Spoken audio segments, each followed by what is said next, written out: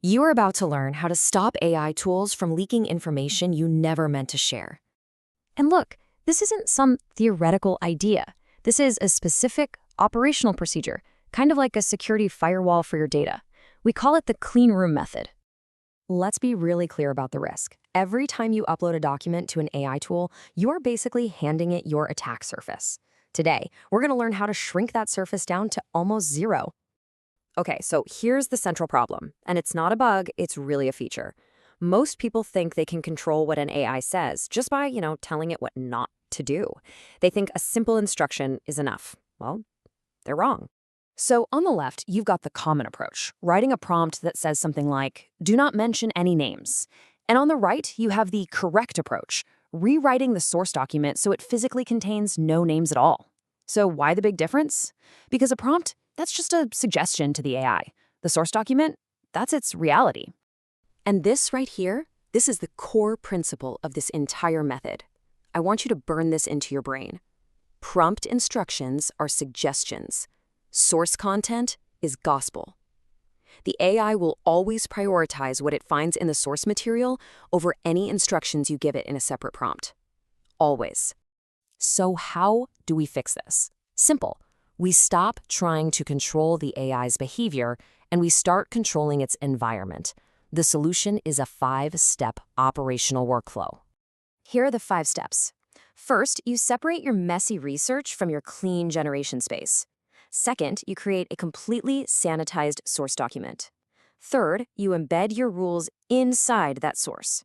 Fourth, you isolate your brand information. And fifth, and this is probably the most important step, you verify what the AI knows before you ask it to create anything. Now let's zoom in on step 2 for a second, because this is crucial. Sanitizing a source isn't just about hitting delete on a few names. You have to rewrite the entire context. Why? Because context is identity. Think about it, right? A sales rep's pitch could accidentally leak a prospect's entire internal strategy. A consultant's report might reveal a client's super sensitive financials. An analyst's summary of board materials, that could easily expose employee compensation data. Just removing a name is not enough if the document still talks about, say, a senior manager in the London office working on Project Alpha. That combination of details, well, it creates a unique fingerprint that can be re-identified. And that brings us to the final security check, the verification query. Before you ever ask the AI to generate a blog post or an email or anything for public consumption, you run an audit. You ask it direct questions about the information you just gave it. And it's incredibly simple. You just ask the AI point blank, list all personal names found in the source documents, or list all the company names you see. If it finds one, you know your sanitized source failed. You go back, you fix it, and you run the query again until the AI confirms it has zero sensitive data to work with. Now, this might all sound like some clever little trick, but it's not. This is a fundamental principle of data security, and it's used by some of the biggest companies in the world. I mean, way back in the 90s, IBM used a clean room methodology to build software, separating the design from the coding to prevent bugs. Today, Disney uses data clean rooms to let advertisers target people without ever seeing the raw user data.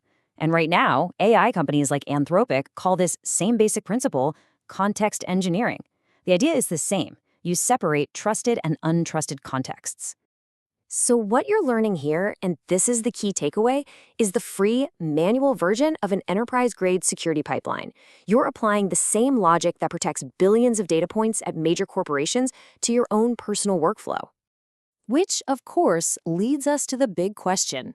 Does this actually work in the real world? Yes, it absolutely does. In fact, this entire explainer, the script, the very words you're hearing right now, was generated using the exact clean room method we just walked through. The source documents were completely sanitized, verification queries were run. We are the proof that it works. So let's boil this whole process down to its absolute essence.